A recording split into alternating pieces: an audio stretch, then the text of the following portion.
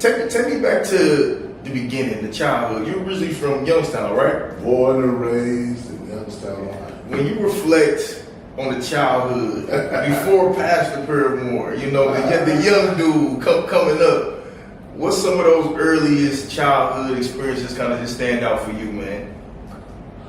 I loved growing up in Youngstown. It's always been sort of a rough place, but I loved growing up in Youngstown, man. I loved my neighborhood. I loved my friends. I loved everything about growing up in a working class steel town. I had both my parents. They were strict but fair, and they were hilarious. You know, I mean, hilarious. Now, I'm gonna tell you, to give you an idea, to let you look. So it's 5 boys. Okay. All boys. Okay. My mom and my dad. Just to give you some insight, my dad was 5'5", my mom was 5'10". Okay. All right. So in their wedding picture, my mom was sitting in the chair, he's standing behind the chair. Okay. All but right. my dad didn't play, and my mom didn't either. Right. So one of the things about having all boys, and I'm giving you a peep into strict, about having all boys, we weren't allowed to have multiple girlfriends, multiple girls at the house. So if a girl would call the house, my mother would say hello, and say the girl's name was Sally. And she would say, well, hey, Sally, can I please speak to Kenny? Yeah, you can speak to Kenny. Now, you know Kenny goes and sing. Mom ain't play that. Mom Man, come on. Oh, dang. So she was doing stuff like that. She was diming us out. Mom was kind of hating a little bit. We couldn't do it. Right. We couldn't do none of that kind of stuff. We couldn't play the games. But we had to be home. We were supposed to be home. So they were strict, but they were fair. And as I got older and had kids, I understood why they were strict. My family, my parents, were from the country. And so I had to explain this one time, man, when I was at Ashland doing my clinicals for counseling over at Emerge. Some Caucasian girl said that black people were abusive to their children and was accepted. And I looked at the professor who was teaching and corrected, he never did, so I raised my hand. I said, we're not abusive. I said, it's more on the line for a black parent. I said, if we don't listen to our parents, we don't come home. We lose our life, literally. And they didn't understand that. But my father coming up in Georgia, he has seen a couple of his friends hang from trees. He was born in 1928. He has seen people have to leave town because they got to fight with a white person. And my mother, the same. And so when they told us to do something, to put something down, they were getting us before the other people got a chance to get us. Because if they got us, they wasn't going to be merciful. Yeah. And so, man, I understood it as I grew, but I had a great time growing up. I had a fun childhood for the most part. We played outside every day. It was just a good time, and I don't have a whole bunch of bad memories about growing up in Youngstown, Ohio. God blessed me to be decent in sports. I got a scholarship to come here and ended up staying here. My brother, who's 3 years older than me, came here first, and I came here to play ball with him. That never worked out because I tore up my knee. But man, everything was just cool. So I've been really, Youngstown's been good to me, which is why I went back and planted a church there to try to give back to the community that gave so much to me. And despite everything that's going on, the churches are doing well. It's just these little things that are nerve-wracking to me, but I know a lot of my friends would love to have the situation I had. Right. So I try not to complain about that. But Youngstown's good for me. What did you learn? What's a couple of things you think you learned from your parents, man, that really like stand out to you today? You know, something that you really carry with you today. One is faith, because we was broke. So you gotta have some faith, right? You ain't got nothing but hope and faith when you ain't got nothing to eat, right? They didn't give us a lot of money. We didn't inherit any property, which I say to people who can change that for their kids, they should do that now. Right. They were working class, blue collar people. My dad quit school in the 3rd grade and had to go to work. My mother quit school in the 8th grade and had to go to work. But they taught us how to love each other and they taught us how to have faith in God, and they gave us a good name. Right. And they demanded that we took care of their name. And so that kind of rested on me to stay out of trouble, to do what I was supposed to do. And it's a blessing to have a good name. Yeah. It's a blessing to have a good name. It's a blessing to inherit faith and to know love and to know how to share it and receive it. And I think other than them being, they were just hilarious, funny people. Other than that, showing us how to love each other and not being embarrassed doing it. Right. Was super cool growing up, and I hold that now. Right. Yeah. Man, you just spoke on, really having empathy, what I'm saying, for your father and his experiences coming up in the Deep South. And that's just, they dealt with experiences that y'all never seen. Obviously, people in my generation never dealt with. But as I've gotten older and had children of myself, I understand the power of empathy for my parents and my grandparents, but specifically my parents, way more now than I ever did, and I take that into consideration with how I judge them, how I judge other people, and just, people go through stuff that we have no idea about. It'll make you think, won't it? Absolutely, It'll man. make you think, man. Here's the thing. I'm gonna blow your mind with this.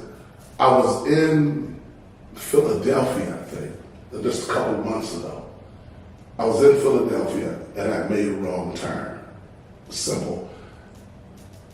But I started reading the signs to find my way back. And then I got emotional because my father couldn't read. He quit school in the 3rd grade. So he could piece together stuff.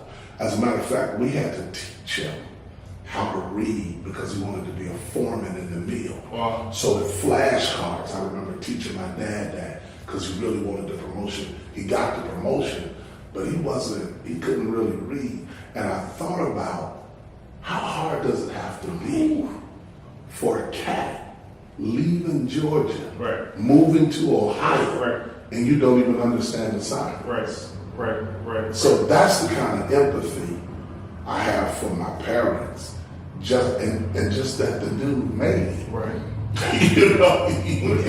When did you think that you really, understood that? When did the empathy really kick in? Do you think it was always there, or did it happen with you having your own family and things like that? That part kicked into me early when we were teaching me for the test he had to take in the steel mill. Okay. When we were doing those flashcards and he was trying to piece those words together, and I remember I felt bad for him and proud of him all at the same time. Right.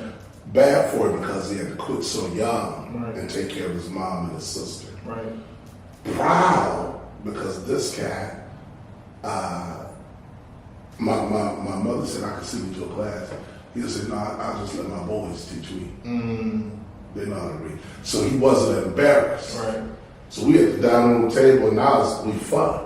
I bet y'all get the next 3. Right. I bet you. So he turned it into this game, and he wasn't. So that little dude was 10 feet taller than me. Yeah. To embrace that and not run from it and conquer it was major for me, which put it to us, we can probably do anything. Right.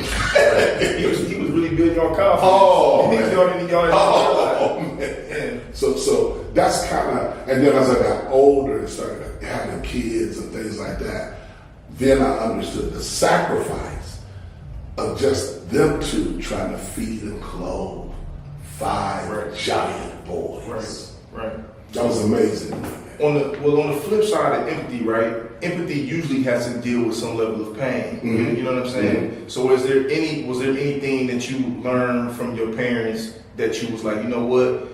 That was my experience, but I want to make sure that I teach my kids a little something different because my parents, they weren't able to, to be able to do that. So was there anything that you learned? You're like, I want to do something a little bit different with mine. I wanted to make sure with my kids that they understood why I needed them to be right. Ooh, break that down. But see, my parents were old school, so you need to do right because I told you. Point blank. We didn't explain nothing. Right. Man, look, if you ask my parents why, God, dog. Yeah. That, you get your head knocked off, told off, all that kind of stuff. So the thing that I wanted to do was I wanted to make sure my kids had knowledge of why. I wanted to explain to them why. I wanted to explain to them why I was protective and why I was concerned, because my parents didn't deal in why. And that was the part I wanted to improve upon. They were great providers. We had everything we needed. But that piece right there, I wanted to make sure I could explain, because I felt like I would have did better if I would have knew the why. Right. And then just some of the stuff I learned about my dad, man. My dad passed away in 2016 at 88 years old. Yeah. So some of that stuff came out when he was 82. Right. You know, he about to leave. Right. And he dropping stuff on me about the family, just giving me the why as he's getting ready to exit. Right. And I didn't want that for the kids. So that's the thing that changed me, to really make sure they had an understanding. Man, that's so that is so real. Listen, I got my little boy is 2, and everything is wide with him, right? You know what I'm saying? But here's the thing, right? I still kind of come up, you know, my mom was really very much old school. Grandparents from a certain type of cloth. It was just, because I said so. if I said so, that's what it is. As a matter of fact, you don't even ask me why. You don't even have no right to ask me why. Period.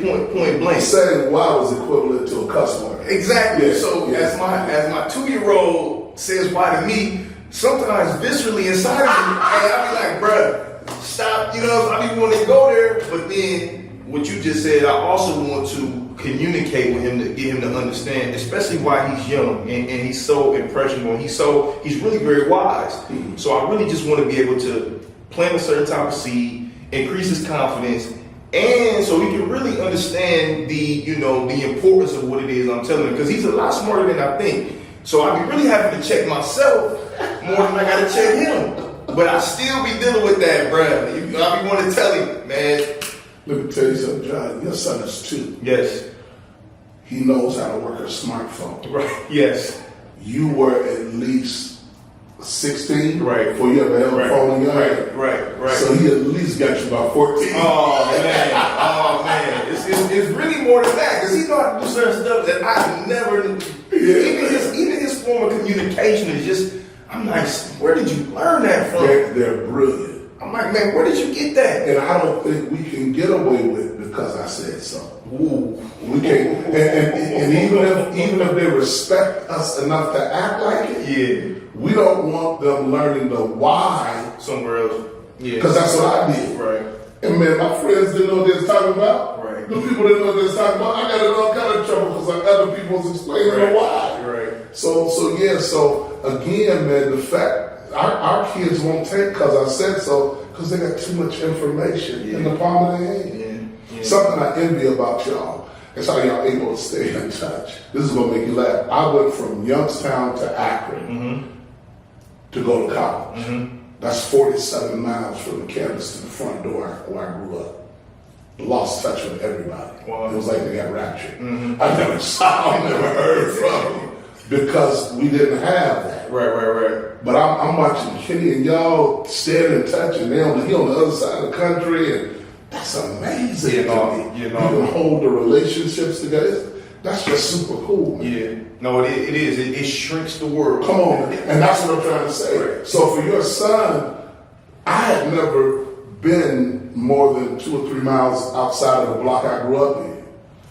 Your son has the whole Oh world. man. That's an amazing point, because He has the whole world. to him, he's not going to deal with the same type of fear of like what's out there.